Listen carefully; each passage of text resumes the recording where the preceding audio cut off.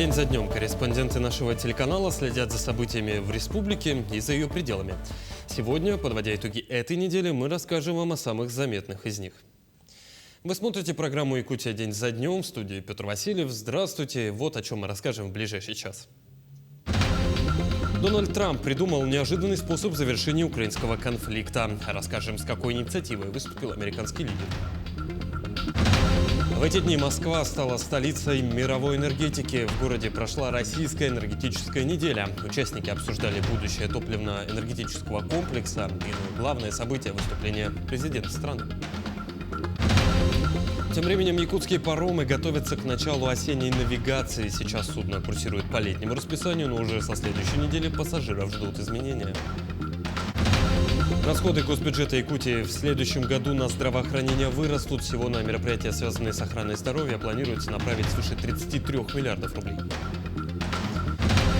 Якутские футболисты выступили на международном турнире в Китае в составе сборной России. Всего участие в нем приняли 80 команд и больше 1000 прошло отборочные этапы.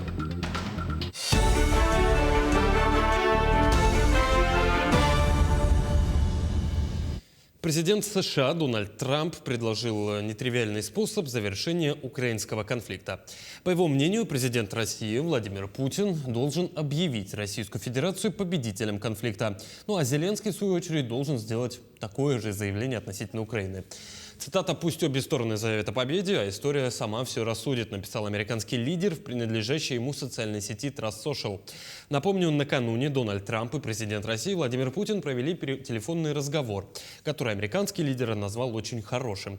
После телефонной беседы лидеров двух держав было достигнуто соглашение их новой личной встречи. Местом проведения саммита выбрана Венгрия. Ну а Москва в эти дни стала столицей мировой энергетики. В городе прошла российская энергетическая неделя. В мероприятии приняли участие руководители ведущих мировых компаний, специалисты, отраслевые эксперты, госдеятели. Участники обсуждали будущее топливно-энергетического комплекса в мире и в России.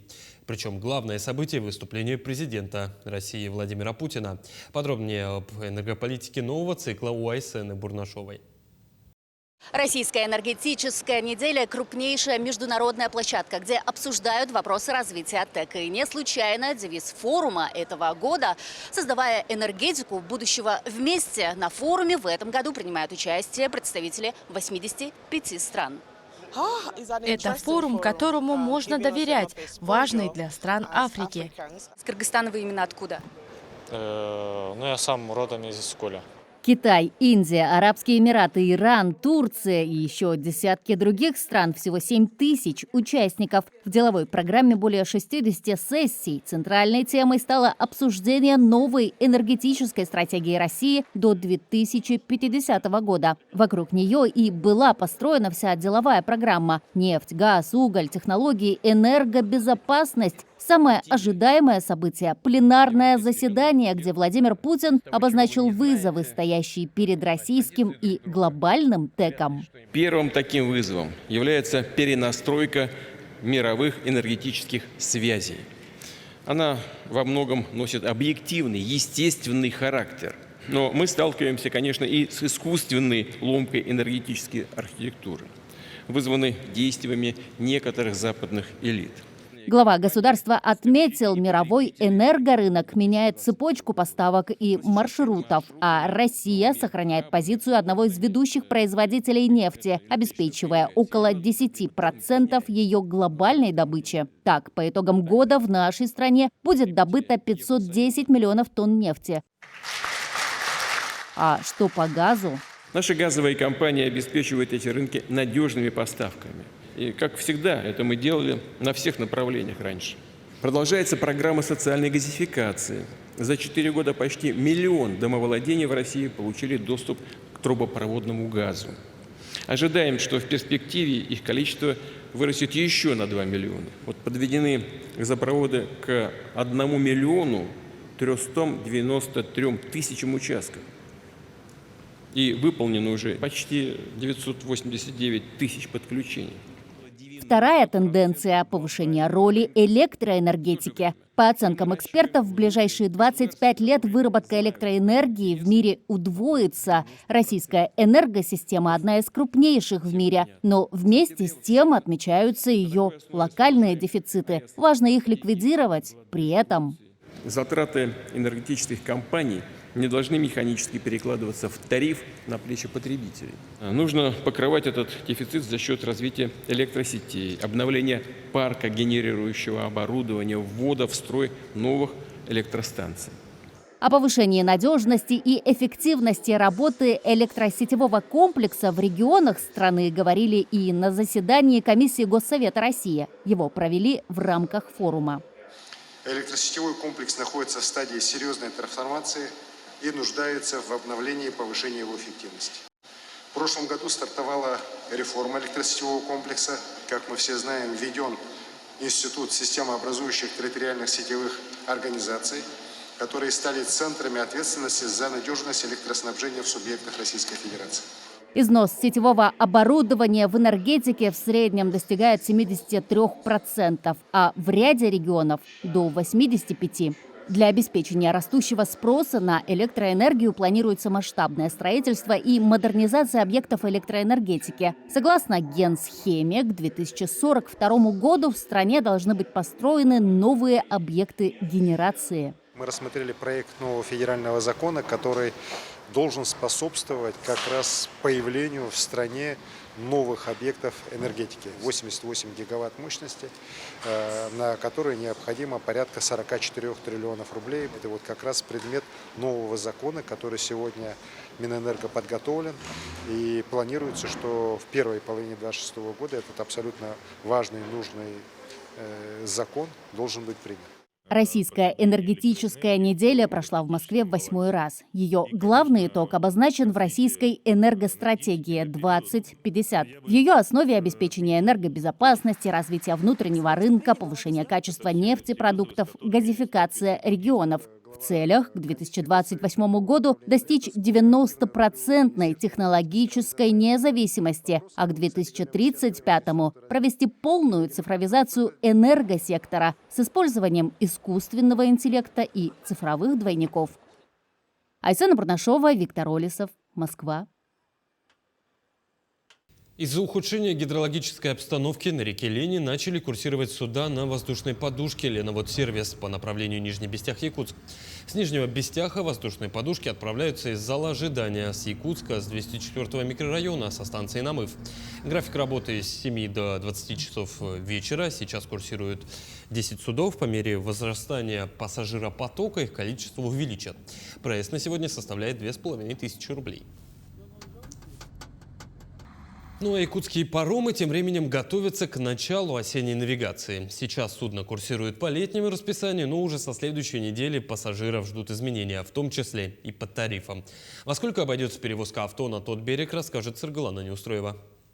Река медленно, но верно покрывается шугой, а это значит, что близится окончание летнего сезона навигации. За этим последует повышение тарифов. Так, например, минимальный тариф на перевозку легкового авто будет достигать 4000 рублей. В зависимости от марки и габаритов автомобиля стоимость проезда по маршруту Якутск-Нижний Бестях может достигнуть и 12 тысяч. Для больших грузов и того больше, до 65 тысяч рублей. А вот повышение тарифов никак не избежать. Таковы особенности осенней навигации в Якутии. Количество паромов сокращается, нагрузка на экипаж нет.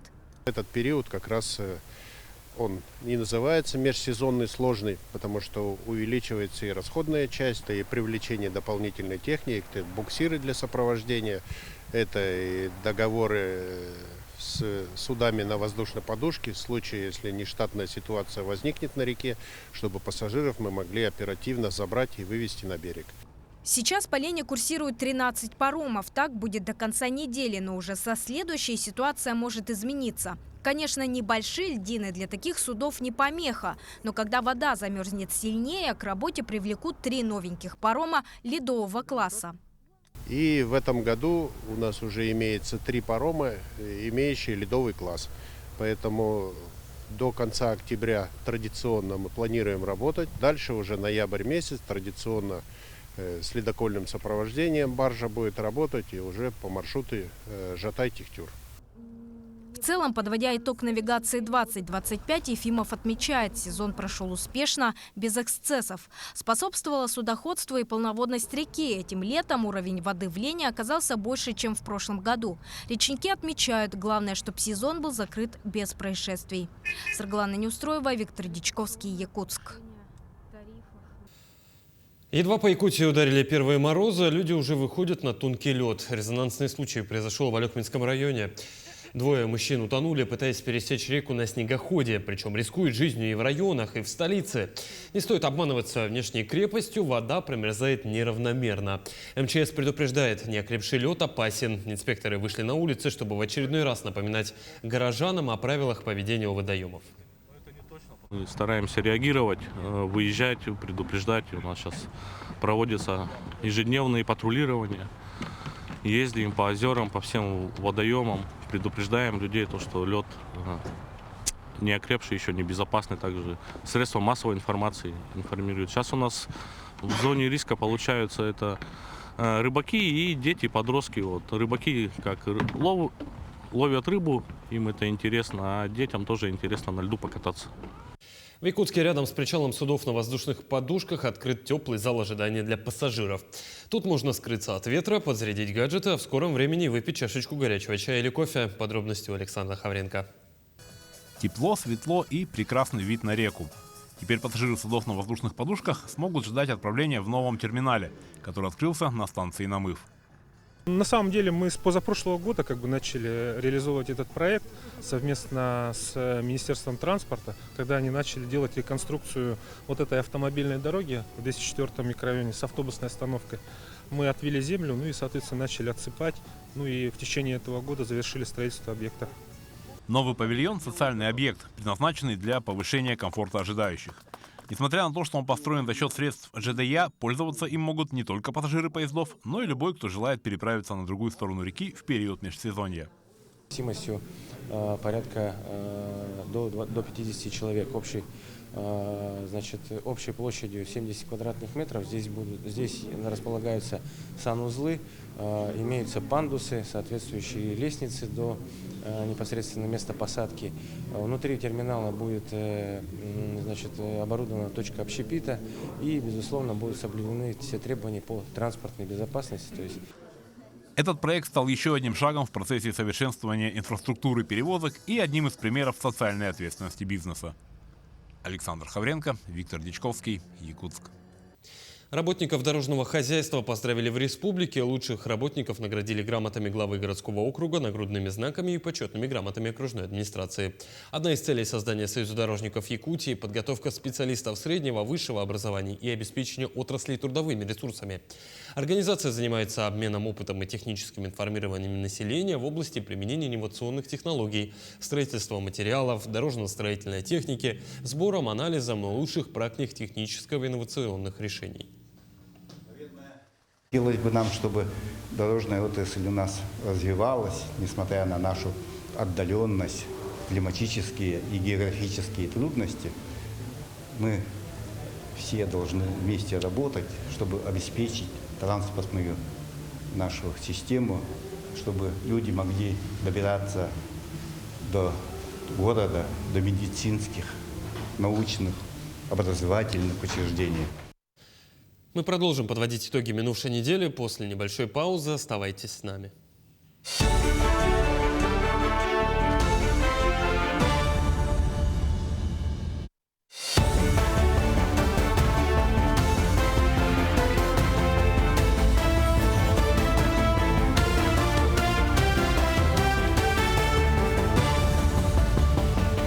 Это итоги недели, мы продолжаем. Широкий круг экспертов и представителей общественности обсудил 10 октября на публичных слушаниях поправки в основной закон Республики Саха о местном самоуправлении. Ключевые вопросы – сохранение двухуровневой системы выборов МСУ и гарантии самостоятельности муниципалитетов в решении вопросов местного значения. Предлагаемые изменения включают 3 ключевых аспекта: закрепление определения местного самоуправления как формы осуществления власти гражданами через прямые формы волеизъявления и через органы МСУ, а также установление, что органы местного самоуправления осуществляют свою деятельность по решению вопросов жизнеобеспечения населения в пределах полномочий, предусмотренным законодательством, а также сохранение за муниципалитетами исключительных прав на муниципальное имущество и проведение местных референдумов. Нынешняя конституция была принята в 1992 году. Предшествовала этой конституции один из главных документов в Российской Федерации современности – это федеративный договор. Об этом еще говорил Михаил Ильич Николаев. Например, я читал недавно статью в Сахасере. Он там в 1999 году, 27 января вроде вышла эта статья. И он говорил о том, что уже в 1999 году та конституция, которая была принята в 1992 году, она требует каких-то переосмысления, что конституция принята в 1992 году, она не соответствует экономической, политической, социальной ситуации 1999 года. Кроме того, проект изменений статьи 22 Конституции Республики не только сохраняет право на бесплатное и общедоступное среднее профессиональное образование в республике, но и дополнительно подтверждает его. Проект вводит новую терминологию, обеспечивающую единство образовательного пространства страны. Например, приводится в соответствие с федеральными нормами перечень уровней образования. Вносимые изменения не ограничивают права граждан на образование, а обеспечивают единое образовательное пространство в соответствии с действующим федеральным законодательством. То есть, иными словами, раньше в Конституции говорилось о том, что в целом-то мы должны обучать детей до 11 класса. Да, чтобы и все родители, и образовательные организации. То есть, иными словами, когда были случаи после 9 класса, дети решили поступить в среднепрофессиональные учреждения, да, и получать свою первую профессию, а здесь уже по Конституции противоречие возникает. В Российской Федерации говорится о том, что после обязательным является 9 класс обучения, а в Республике наша Конституция говорит до 11. То есть, иными словами, эти противоречия, конечно, не способствуют выбору, выстраиванию траектории, индивидуальной траектории наших обучающихся нашей республики.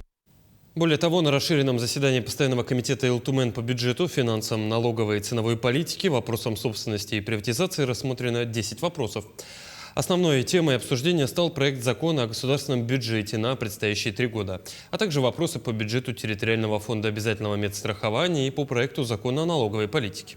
В Якутии прогнозируется невыполнение плана по налоговым поступлениям в 2 отраслях – алмаза и угледобывающей. Это обусловлено ограничительными мерами в отношении российских организаций: укрепление рубля, высокая себестоимость.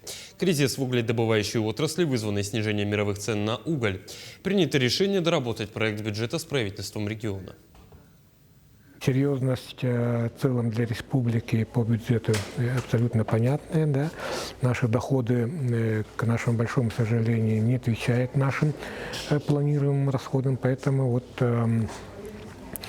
депутаты сами предложили, давайте приоритизировать те расходы, которые мы собираемся вносить в виде поправок ко 2-му чтению. Да? Это очень хорошее предложение. Возможно, мы сядем народным депутатам и с правительством, приглашенными, и попробуем приоритизировать те дополнительные доходы, да, распределение тех доходов, которые нам внесут в режиме 2-го чтения. Мы надеемся, эта сумма будет существенной. К другим темам полпред ДФО Юрий Трутнев провел заседание Президиума правительственной комиссии по вопросам социально-экономического развития Дальнего Востока. Рассмотрели вопросы распределения средств федерального бюджета по линии президентской дальневосточной единой субсидии на 26 и 28 года на объекты мастер-планов и иные мероприятия в Бурятии, Якутии, Забайкалье, Камчатке, Приморье, Хабаровском крае, Амурской и Магаданской областях, а также Еврейском автономном округе и Чукотке. Помимо этого обсудили оказание господдержки инвестпроектам, в частности возмещение понесенных затрат на развитие инфраструктуры. Для предоставления субсидий отобрано 15 проектов в 8 регионах Дальнего Востока. В Якутии тем временем продолжается устойчивый рост малого и среднего предпринимательства. По данным на текущий год, количество субъектов МСП составило почти 45 тысяч единиц, что на 1,2% больше по сравнению с прошлым годом. Также значительно увеличилось и число самозанятых граждан. Их уже более 68 тысяч человек, что на 12% больше, чем годом ранее. В 17 муниципальных образованиях республики продолжают свою работу бизнес-инкубаторы, оказывающие поддержку начинающим предпринимателям. В настоящее время их резидентами являются 269 человек. На Дальнем Востоке становится все больше тех, кто не боится начинать свое дело. Малый и средний бизнес в регионе – это драйвер экономического роста. Все это результат мер поддержки, которые реализуются по поручению президента России в рамках национального проекта. Подробности далее. Гранты, субсидии, льготные кредиты, меры поддержки предпринимателей охватывают все этапы – от бизнес-идеи до выхода на рынок. По поручению президента России в Якутии реализуется проект поддержки предпринимателей в рамках нацпроекта «Эффективная конкурентоспособная экономика». Абсолютное большинство предпринимателей стоит на отечественных, патриотических позициях. И бизнес, который работает здесь, в России, должен иметь гарантии неприкосновенности собственности, активов и своих новых вложений. Вот вложение сюда и защита инвестиций, защита прав предпринимателей взаимосвязаны. Безусловно, мы должны это обеспечить. Поддержка помогает не только бизнесу, она меняет и саму жизнь в регионах. В Якутии открыл свои двери коворкинг-центр «Уран». Важный шаг в развитии инфраструктуры для творческих профессионалов. Проект реализован индивидуальным предпринимателем Виталиной Блохировой. Я сама начала работать предпринимателем чуть больше 1,5 лет назад и увидела, что в Якутске нет пространств, где начинающий предприниматель, самозанятый мог бы поработать, посидеть, то есть не имея собственного офиса. Поэтому родилась идея открыть коворкинг-центр. Для открытия в том числе мы воспользовались мерой поддержки Фонда развития предпринимательства Республики Саха-Якутия. Частично мы получили финансирование у них. Это в формате займа под 10% годовых на 3 года. Предоставляемые меры поддержки открывают новые горизонты и для развития локальных брендов. Изабелла Павлова – индивидуальный предприниматель с 2019 года. Она занимается производством изделий народных художественных промыслов. Начиная с 2019 года я начала пользоваться такими мерами поддержки, как заказ упаковки, заказ брендбука, фотосессии. И нынче с помощью тоже «Мой бизнес» мы вывели наш товар, очки Чарапче, на Озон. С каждым годом в республике увеличивается число предпринимателей. В настоящее время насчитывается более 130 тысяч занятых в сфере малого и среднего бизнеса, что почти на 9,5 тысяч человек больше, чем в прошлом году. Фонд развития предпринимательства в 2025 году осуществил поддержку 217 субъектов малого и среднего предпринимательства на общую сумму около 750 миллионов рублей. Из них 190 субъектов малого и среднего предпринимательства были выданы льготные займы под процентную ставку от 5 до 13% на сумму около 500 миллионов рублей. Бизнес-инкубаторы, работающие в 15 районах республики, помогают начинающим предпринимателям. На данный момент их насчитывается чуть более 280 человек, а выручка достигла 326 миллионов рублей. Кроме того, резидентами создано порядка 370 рабочих мест. Даяна Федорова, Семен Семенов, Якутск. Средства материнского капитала в следующем году смогут использовать 1 миллион 700 семей. Об этом сообщил министр труда и социальной защиты России Антон Котяков на заседании Комитета Госдумы по бюджету и налогам. Ранее, напомню, Минтруд сообщил, что в результате индексации в следующем году материнский капитал увеличится и составит 974 тысячи рублей на второго ребенка, если семья не использовала маткап на первенство. За первого ребенка сумма 737 тысяч рублей.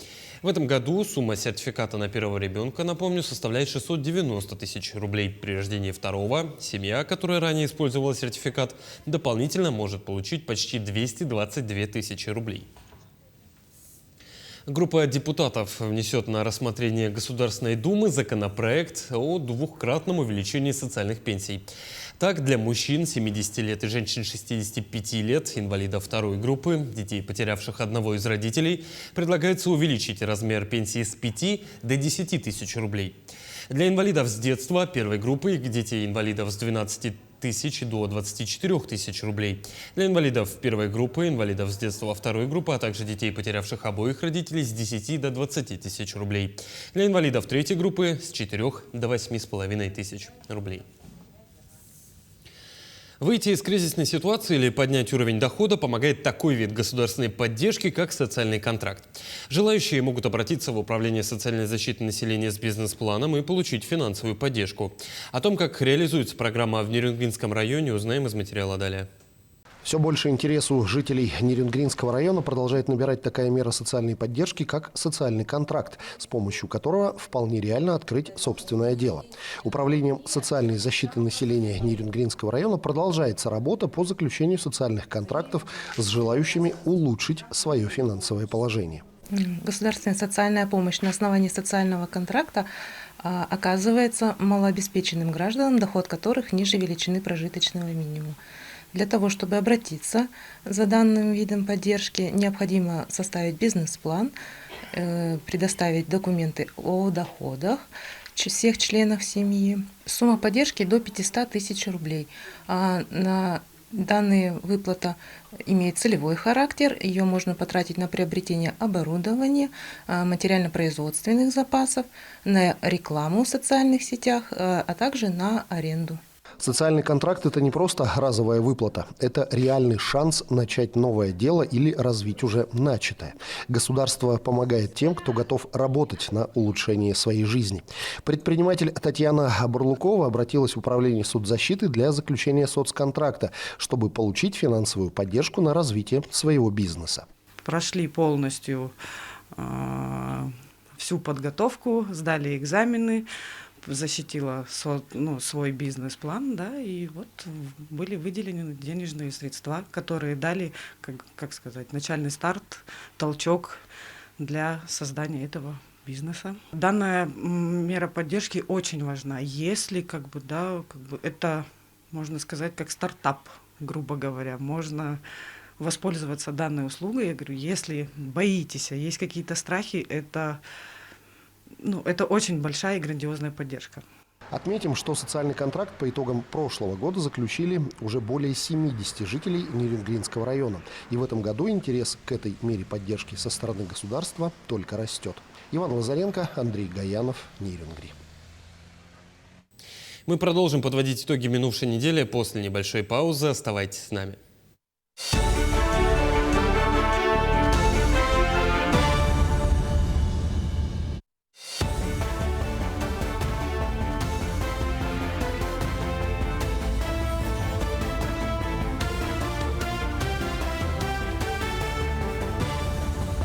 Вы смотрите программу «Якутия. День за днем». Мы продолжаем. Несколько тысяч подарочных наборов для бойцов СВО ждут момента отправки на новой территории. Каждому государственному и республиканскому празднику правительство республики и волонтеры готовят подарки для воинов из Якутии. Подробности в следующем сюжете. Вот так, выстроившись в цепочку, сотрудники службы спасения переносят со складов в кузов фуры несколько тысяч подарочных наборов, которые через пару недель вручат бойцам из Якутии, которые находятся в зоне специальной военной операции. В наборах якутские деликатесы, элементы экипировки и предметы первой необходимости.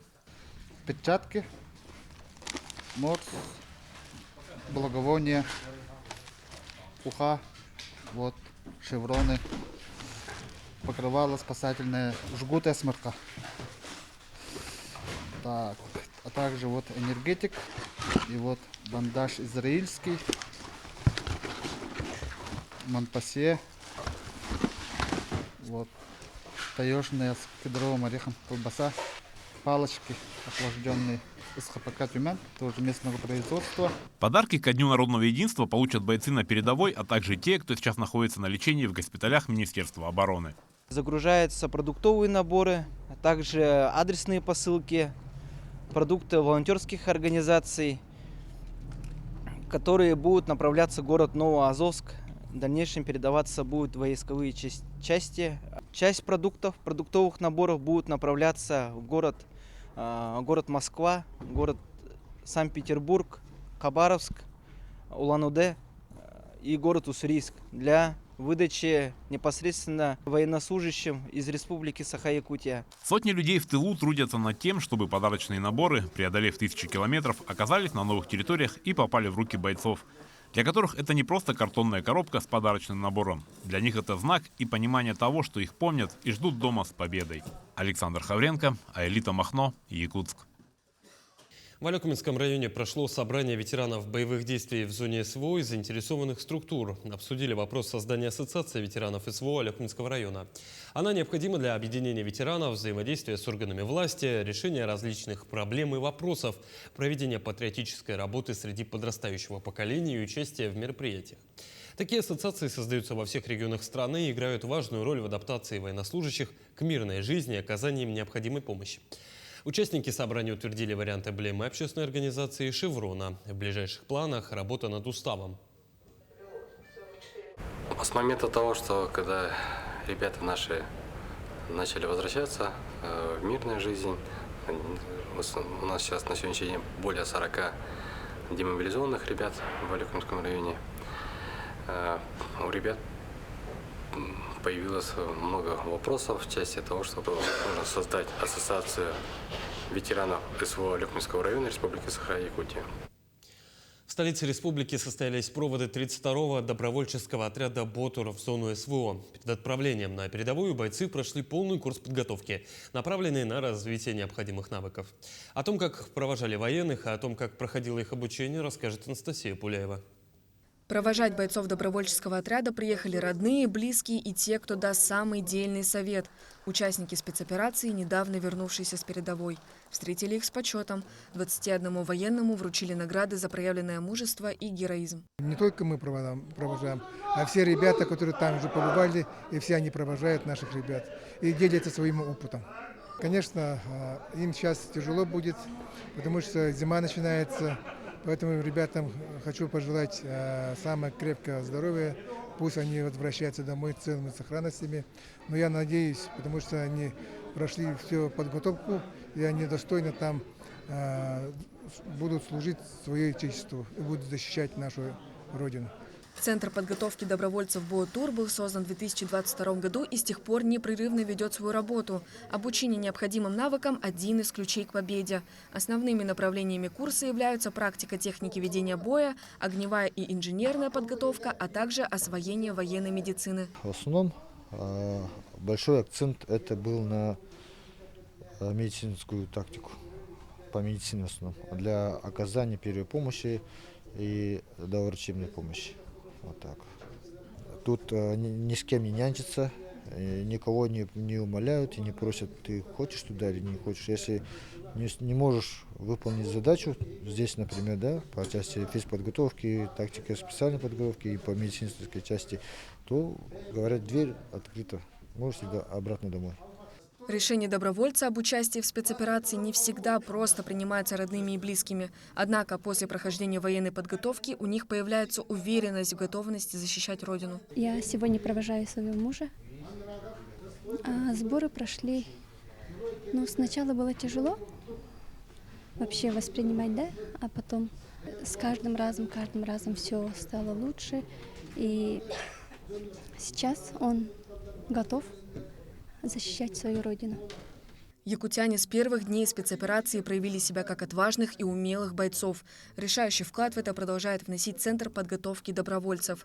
В Ботуре уверены, что 32-й отряд доблестно выполнит боевые задачи, чтобы приблизить победу. Анастасия Пуляева, Аэлита Махно, Якутск. Расходы государственного бюджета Якутии в следующем году на здравоохранение вырастут. Всего на мероприятия, связанные с охраной здоровья, планируется направить свыше 33 миллиардов рублей. Ключевые изменения в следующем году коснутся расходов на обеспечение отдельных категорий граждан бесплатными лекарственными средствами. Согласно законопроекту, на эти цели направлят 3 миллиарда 830 миллионов рублей, что больше утвержденного плана на текущий год на более 1 миллиарда рублей.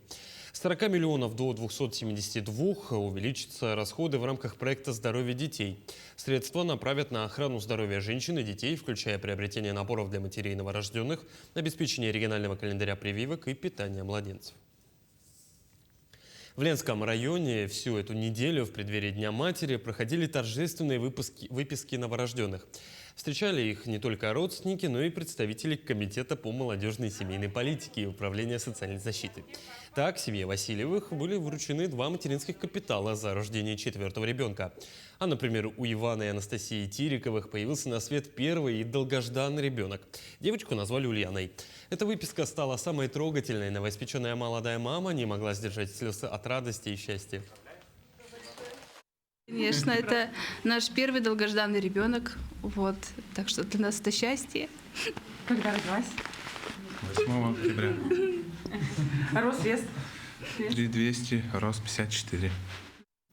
В Центре лучевой диагностики Республиканской больницы номер 2 установили новый цифровой рентгенаппарат отечественного производства. В отличие от прежних моделей, он не требует использования пленки. Все данные о пациенте моментально сохраняются в компьютерной системе. Новое оборудование позволяет значительно ускорить работу врачей и сократить время ожидания для пациентов, тем самым повышая эффективность лечения. При этом доступ к снимкам смогут получать все врачи республики, что обеспечит более оперативное взаимодействие между специалистами и улучшит качество медицинской помощи. На сегодняшний день у нас 2-й рентгенаппарат установлен в нашей больнице. У нас более 70 тысяч исследований рентгенологических проходит в год. Это большой объем, поэтому нагрузка на один аппарат, который у нас в данный момент установлен, она, конечно, очень высокая. И в случае выхода из строя рентгенологического оборудования нам необходимо время для того, чтобы его отремонтировать. Сегодня мы поставили 2-й рентгенаппарат на 3 рабочих места. Сейчас идет процесс монтажа еще окончательного. В скором времени мы его запустим. Соответственно, нагрузка на рентгенаппарат у нас снизится там, до 30-35 тысяч исследований. Поездка в автобусе может пройти познавательно и интересно благодаря проекту СУОЛ. Для пассажиров подготовили аудиозаписи о жизни столицы на русском и якутском языках. Ну а картины, вдохновленные историями о Якутске, будут украшать автобусы и теплые остановки. Подробности расскажет Аржена Гармаева. Окружить себя прекрасным можно везде, даже в таком неочевидном пространстве, как автобус. Эта мысль легла в основу проекта СУОЛ. 60 из 74 аудиозаписей погрузят слушателя в легенды долин Туймады. Они охватывают всю историю Якутска, от Илей-Ботора до шахты Шергина. Многие из преданий были записаны еще 100 лет назад учеными-фольклористами. В то время это, получается, они брали информацию у информантов, которым было 70-80 лет, и они были как бы носители живого фольклорного языка, да? И немножко читать сейчас, как бы современному человеку, немножко, ну не то чтобы совсем сложно, да, но надо иметь, наверное, очень хорошие навыки. Поэтому сперва на якутский язык немножко были адаптированы тексты, ну, сделали более понятным, такой более простым, и потом уже как бы работали уже над переводом на русский язык. Второй блок посвящен рассказам бойцов невидимого фронта, водителей городского транспорта. Александр Хачатрян уже снискал популярность за свою доброту. 1 июня мужчина угощал ребят сладостями и включал детские песни. Этот и другие случаи из работы Александра легли в основу одной из 12 историй. Я водителем работаю недолго, но работаю с удовольствием. Утром стою бодреньким, веселым, показываю свое веселое настроение нашим пассажирам. Я хочу, чтобы люди относились к любому водителю вежливо, чтобы не хамили. И так целый день на нервная работа, конечно. Целый день трудимся. Еще пассажиры немножко не так себя ведут, чтобы вежливо относились к водителям, любым. Каждая из записей получила визуальное воплощение. Курировала художественную часть проекта Мира Аргунова. Сама Мира написала 27 картин о легендах Якутска, а изображения по истории водителей создали художники, прошедшие Было произведено несколько выходов на пленэр для сбора такого натурного материала. К примеру, картина «За моей спиной» была создана, можно сказать, прямо на месте действия. И далее была работа в студии, многочасовая, долгая, очень приятная, и, надеюсь, она тоже зарядит всех позитивом и привлечет к интересным смыслам, которые завязаны на понятиях смелости, смекалки, доброты и жизнестойкости людей, которые всегда жили в нашем крае. Помимо культурной и творческой составляющих, у проекта есть и немаловажный социальный аспект. Одной из приоритетных задач, я очень рад, что коллеги ее поддержали, у нас является поднятие престижа водителя автобуса, профессии имеется в виду. Вот. И проект получился билингвальный и на русском, и на якутском языке. Приняли активное участие в озвучивании данного проекта множество людей, творческих людей, людей разных профессий. И это, конечно, радует. Послушать записи можно, отсканировав QR-код. 15 таких маршрутов уже курсируют по столичным улицам. В дальнейшем число автобусов-участников планируют увеличить до 33. Эржена Гармаева, Станислав Потапов, Якутск. Мы продолжим подводить итоги минувшей недели после небольшой паузы. Оставайтесь с нами.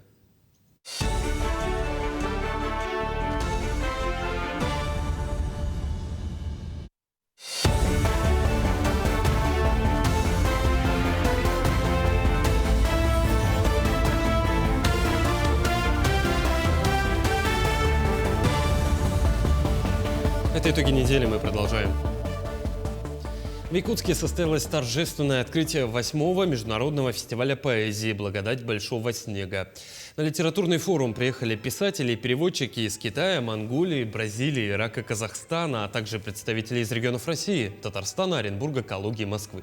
В рамках фестиваля запланированы презентация перевода казахского эпоса «Кабланды Батыр» на якутский язык, творческие встречи в учебных заведениях Якутска, выступления на радио и телевидении. Мероприятие стало традиционной площадкой для диалога и обмена культурным опытом, где поэты из разных стран и регионов России могут представить свое творчество. Организаторы отмечают, что фестиваль поможет расширить горизонты якутской литературы и укрепить творческие связи с поэтами России и зарубежья. Я надеюсь, что здесь мы встретим новых знакомых людей, что это будет своеобразной точкой отсчета для нашего будущего развития.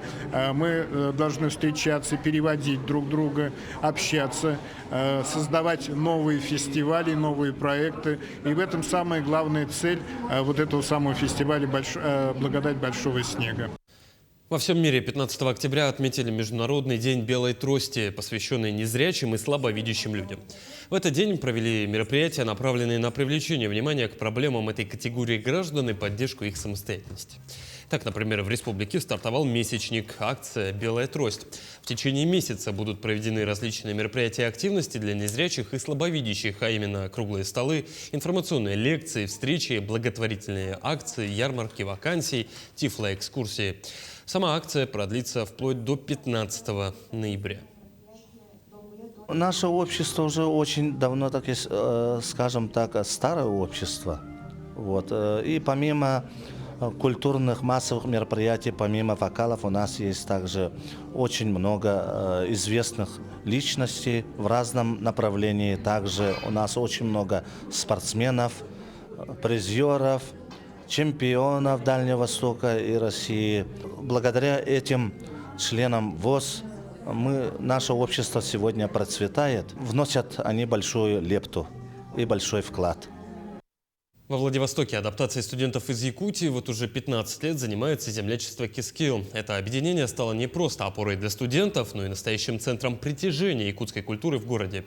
В этом году Кискил утвердил насыщенную программу культурно-массовых мероприятий. Землячество не только вдохновляет студентов на новые проекты, но и помогает воплотить их в жизнь. Активисты организации участвуют в волонтерских акциях, проводят встречи со школьниками, принимают профориентационные туры и делегации из Якутии. Ежегодно количество активистов растет, укрепляя культурные и образовательные связи между регионами. У нас в начале идут мероприятия такие, как посвящение, Рюмдюн, зимний бал, в котором могут участвовать все студенты во Владивостоке, на которые приходят представители постоянного представительства Республики Саха-Якутия. Мы с ними тесно работаем, помогаем им. И также у нас проводятся такие лекции, семинары, которые предназначены для общего круга людей, которые интересуются культурой, якутской культурой. Тем временем меньше месяца осталось до премьеры эпической постановки «Александр Невский». Спектакль представляет на сцене Русского театра имени Пушкина в Якутске. Его создатели обещают воплотить по-настоящему масштабное и зрелищное представление, которое не оставит после себя равнодушных. О том, как проходят подготовки к спектаклю, узнала моя коллега Саргалана Неустроева. Летом этого года театр имени Пушкина выиграл грант конкурса некоммерческой организации «Русские сезоны». На эти деньги решено было поставить спектакль по мотивам произведения Сергея Грачева «Александр Невский». И снова на сцене драматического театра будет воплощена не проза, а стих. Первыми такими экспериментами стали Руслан и Людмила, Маскарад и Евгений Онегин. Все эти спектакли сыскали народную любовь, в том числе и за пределами региона. Тоже были определенные страхи, так как это сложный материал, именно само житие святого, да. Вот, но тем не менее решились взять этот исторический материал. Хорошо, что у нас получилось выбить грант, потому что без гранта, конечно, это было бы не так эффектно. Сейчас за кулисами Русского театра у меня есть возможность примерить на себя роль венценосной особы, но совсем скоро на этом троне будет восседать сам Александр Невский. А вообще воссоздание исторически достоверных элементов – главная задача костюмеров и реквизиторов театра. А вот времени на это совсем немного. Грантовые средства театр получил лишь в сентябре, поэтому закупка необходимых материалов стала возможной совсем недавно. Впервые благодаря победе в конкурсе актеры выйдут на сцену в парчевых нарядах и в боевом облачении. Удалось закупить даже кольчуги. Нашла одну артель, Саровская артель, это Нижегородская область, город Саров. Вот, и мы там заказывали кольчуги. Они облегченные, это не как там 30-килограммовые в старые времена из стали и настоящие делали. Они облегченные, но выглядят как настоящие. Колоссальная работа ведется и в бутафорском цеху, где почти 3 недели мастера потратили на изготовление барельефа стены с места захоронения Невского во Владимире. И все это для того, чтобы театр стал настоящей машиной времени. Как отмечает исполнитель главной роли, актер Евгений Кузьмин, спектакль раскроет великого князя с малознакомой обывателю стороны. Мне важнее все-таки, наверное, какое-то свое личное что-то найти в этом. То есть помимо тех фактов, которые знают все, да, хоть хотелось бы что-то еще принести, что-то такое свое личное. Однако будет не только хлеб, но и зрелище. Спектакль изобилует сценами сражений. За их постановку взялся директор театра Александр Лобанов. Будет еще один спектакль буквально в начале следующего года. Мы будем ставить Александра Дюма «Три мушкетера». Поэтому то, что мы сейчас начинаем снова работать с холодным оружием на сцене, это своего рода как бы первый шаг, первая ступень для того, чтобы вот идти дальше. Увидеть же постановку зритель сможет уже 7 ноября. Премьера продлится 3 дня, после чего Александр Невский станет частью постоянного репертуара театра. Сарглана Неустроева, Артумен Наговицын, Якутск. Между тем, завершаются и съемки документального фильма «Театр Ботура» режиссера Милы Кудряшовой при поддержке президентского фонда культурных инициатив. Картина расскажет о Государственном театре оперы и балета Якутии, единственным за полярным кругом. Зрители увидят закулисье создания спектаклей «Нуниргун Ботур», «Сияющий камень» и уникальной арктической версии «Щелкунчика». Съемочная группа сопровождала театр на гастролях и премии «Золотая маска», где этнобалет «Сияющий камень» был признан лучшим балетом страны. У меня замечательные герои, у меня замечательные персонажи. Нам, в принципе, очень повезло с этим проектом, потому что все исторические события, которые могли произойти, они произошли на нашу камеру. Мы документальной камерой пишем кинолетопись и фиксируем то, что называется феномен якутского культурного чуда. Фестиваль якутской анимации «Току-фест» стартовал в столице. Праздник объединил более сотни юных креаторов со всей республики. Дни фестиваля проходят увлекательно. Участники посещают мастер-классы и лекции. Подробнее о них в сюжете Анастасии Пуляевой. Праздник для начинающих профессиональных мультипликаторов «Току-фест» проводится 3-й год подряд. За время своего существования он показал рост интереса к анимации со стороны молодежи. И мы видим, что география очень расширилась, здесь участвует практически вся республика. Мы видим, что участники есть из северных районов, чему мы очень рады. Фестиваль «Току-фест» не только расширяет свою географию, но и демонстрирует рост количества работ. Приглашенные эксперты, приехавшие делиться своими знаниями в рамках тематических лекций, отметили масштаб как фестиваля, так и развития самой сферы в республике. По работам видно, что они стали разнообразными. Они профессиональные, они интересные. То есть это большой-большой калейдоскоп, то, как и должен выглядеть фестиваль, единство непохожих. Сейчас, когда я сюда приехал, я, конечно, увидел невероятный масштаб. Это очень много студий, работ различных. Для регионов это большая редкость на самом деле. Юные креаторы получат новые знания и ценный опыт. Программа Токуфеста включает в себя мастер-классы и конкурсы на разные тематики, от мультипликации до искусства дубляжа. У нас в библиотеке Smart состоится мастер-класс по дубляжу, то есть кастинг мы объявили для будущих, возможно, актеров дубляжа, которых мы хотим отобрать, посмотреть, да, потому что нам надо обновить голоса. У нас очень много проектов, не только оригинальных, но и дублированных. То есть мы же заказываем российские мультфильмы и переводим на якутский язык. Также в рамках Токуфест мультипликаторы обсудят перспективы выхода якутских анимационных проектов на российский и мировой рынок. Это даст точные стратегии и разные точки зрения на один вопрос. Хотел бы в первую очередь услышать от продюсеров, от Союз мультфильма, от наших гостей и еще, самое главное, от наших тех мультипликаторов, наших продюсеров, как они это видят, какие у них боли, потому что я хочу сейчас понять для себя стратегию, как нам сейчас действовать в этом. Хочу понять, что нужно действительно нам, чтобы развивать анимацию. Развитие анимации стало частью креативной экономики Якутии. Фестиваль Токуфест стал не только площадкой для обмена опытом, но и стартом в карьере для юных мультипликаторов. Анастасия Пуляева, Семен Семенов, Якутск. Якутские футболисты выступили на международном турнире в Китае в составе сборной России. Всего участие в нем приняли 80 команд и больше 1000 прошло отборочные этапы. Таким образом, на одно поле с якутянами вышли сборные Бразилии, Таиланда, Вьетнама, стран африканского континента и СНГ. Выйти в финал нашим спортсменам не удалось, проиграли казахам в 1/4. Тем не менее, игра сборной впечатлила зрителей. Как признаются участники соревнований, после матча им начало поступать множество предложений от инвесторов. Но никто из игроков на них не согласился. Много к ребятам предложений, но так как они работают, учатся здесь, все вернулись домой благополучно, так что все хорошо. Вообще в Азии бум в футболе и вот в мини-футболе. У них разновидности футзала 5х5, 6х6, 7х7. Ребята ездят постоянно, ежегодно. Мы поехали первый раз туда, и я считаю, для первого раза съездили очень удачно. Конечно, хочется большего. Такой была минувшая неделя глазами наших корреспондентов. Ну а я с вами прощаюсь. До встречи.